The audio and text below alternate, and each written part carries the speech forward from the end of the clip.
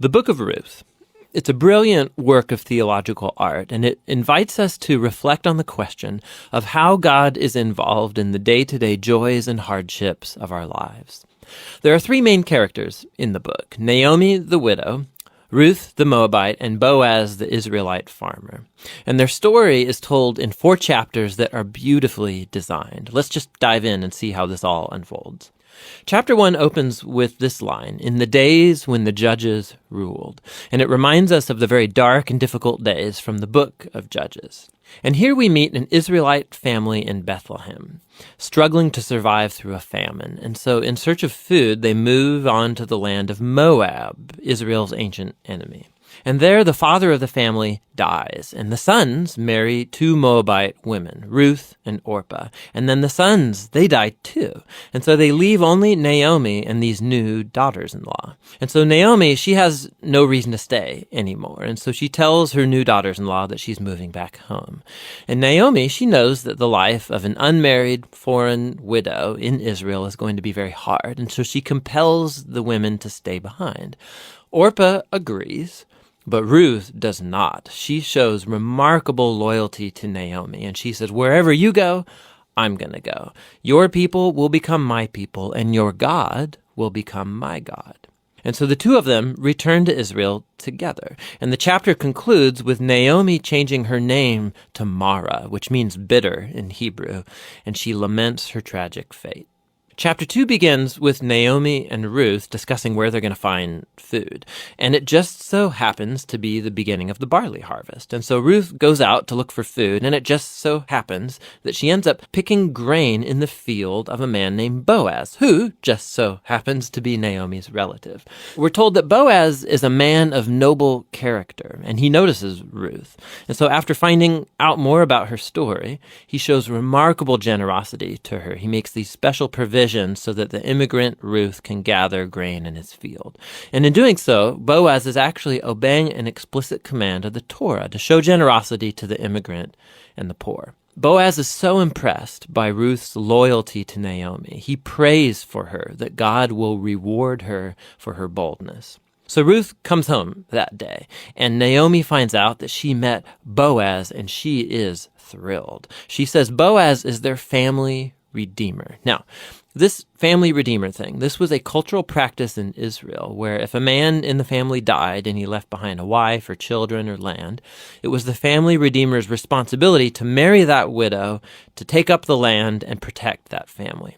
So Naomi, she begins to hope that perhaps there might still be a future for her family. Chapter 3 begins with Naomi and Ruth making a plan to get Boaz to notice their situation. So Ruth is going to stop wearing clothes of a grieving widow, and she's going to show signs that she's available to be married. And so Ruth goes to meet Boaz on the farm that night. And as she approaches, Boaz wakes up and he's totally startled. And Ruth makes her intentions very clear. She asks if Boaz will redeem Naomi's family and marry her. Boaz is once again amazed by Ruth's loyalty to Naomi and her family, and he calls Ruth a woman of noble character. It's the same term used to describe the woman of Proverbs 31. So Boaz tells Ruth to wait until the next day, and he will redeem both Ruth and Naomi legally before the town elders. And so the chapter ends with Ruth returning to Naomi, and they marvel together at all of these recent events. In chapter 4, it all comes together. It turns out, at the last minute, Boaz discovers there is a family member who's closer to Naomi than he is, and he's actually eligible before him to redeem the family. But at the last second, this family member finds out that he's going to have to marry Ruth, the Moabite, and so he declines. But Boaz, remember, he knows Ruth's true character, and so he acquires the family property of Naomi, and he marries Ruth. And so just at the beginning, how Ruth was loyal to Naomi's family, so now Boaz is loyal to Naomi's family as well. The story concludes with a reversal of all of the tragedies from chapter 1. So the death of the husband and the sons is reversed as Ruth is married again and gives birth to a new son, granting joy to Naomi. And this symmetry between the opening and the closing, it's even more remarkable. So remember, the opening tragedy was followed by a great act of loyalty on the part of Ruth.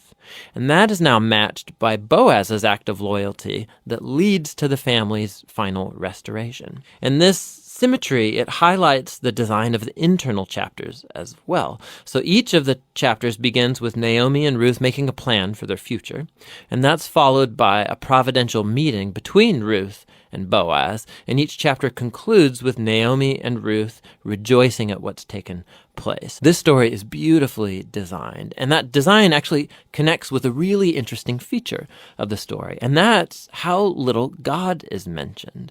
Right? The characters talk about God a few times, but the narrator actually never once mentions God doing anything directly in the story, and that's its brilliance. Because God's providence is at work behind every scene of this story, weaving together the circumstances and choices of all these characters. So Naomi, her tragedy leads her to think that God is punishing her, but actually the whole story is about God's mission to restore her and her family. And he's doing so through Ruth, through her boldness and loyalty, which brings healing to Naomi's life, but not without Boaz, who's a no-nonsense farmer who's full of generosity and loyalty. And so God uses his integrity combined with Ruth's boldness to save Naomi and her family. And so this story brilliantly explores the interplay of God's purposes and will with human decision and will. God weaves together the faithful obedience of his people to bring about his redemptive purposes in the world. And that leads to the real end of the story. The book of Ruth concludes with a genealogy, showing how Boaz and Ruth's son, Oved, was the grandfather of King David, from whom came the lineage of the Messiah. And so all of a sudden, these seemingly mundane, ordinary events in this story are woven into God's grand story of redemption for the whole world. And so the book of Ruth invites us to consider how God might be at work in the very ordinary, mundane details of our lives as well. And that's what the book of Ruth is all about.